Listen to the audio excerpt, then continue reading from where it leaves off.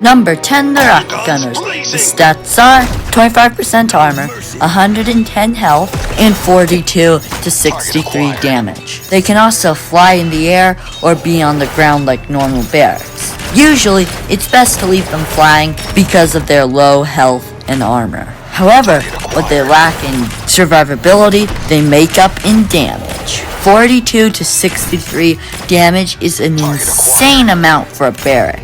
And as insane as this damage is, it gets even more insane. Phosphoric coating is a cheap passive that allows the Rocket Gunners to deal 21 to 27 damage in an area around their main target. Plus, it destroys 3% of enemy armor per hit. It's a pretty good ability, but it's nothing compared to their last ability, and that is Sting Missiles.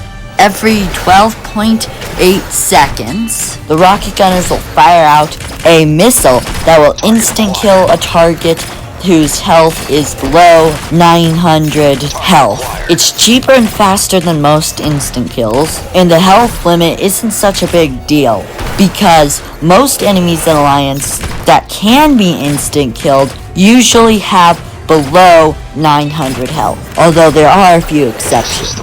Overall, the Rocket Gunners are an incredible tower, having power that can only be seen by a tower that's in the top 10 towers in the series. In fact, the Rocket Gunners are so powerful that they're the best barrack in the entire Kingdom Rush series.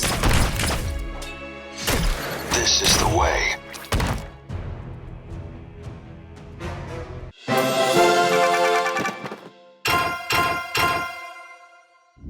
Number 9, the Twilight Longbows. The stats are a very slow speed, an extreme range, and 141 to 154 damage. Their attack can also switch between targeting the biggest, most strongest enemy and the one that's closest to the exit. Generally, I like having the target strongest enemy mode on because it forces the tower to put all its insane damage into the biggest threat.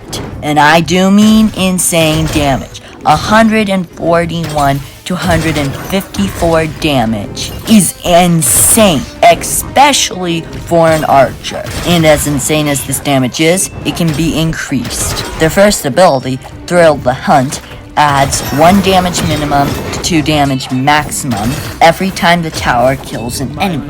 The damage will go up infinitely, making it deal insane over-the-top damage. Although, realistically, you'll get like 400, maybe 500 damage if you get this ability right away at the start of the stage. It's a pretty great ability, although its other ability, Support Blades, is also very good. Support Blades summons 2 elite harassers, and although they don't have a ranged attack unfortunately, they do have 132 health, 25% armor, a 60% dodge chance, and 22 to 34 damage. With these stats, they rival a level 4 barrack, and only costing 150 gold. It's insane.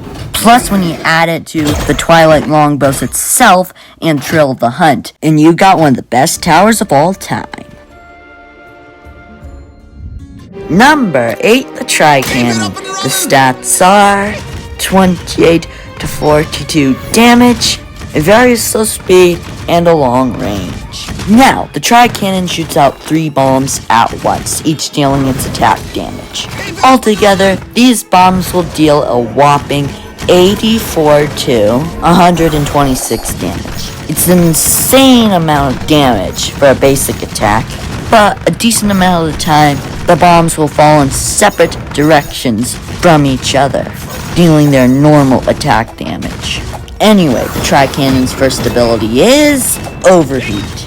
Every 24 seconds, the Tri-Cannon will fire 3 special shots that will leave a scorched area when they explode. Enemies walking over this area will be burned, taking 28 damage per second for 3 seconds.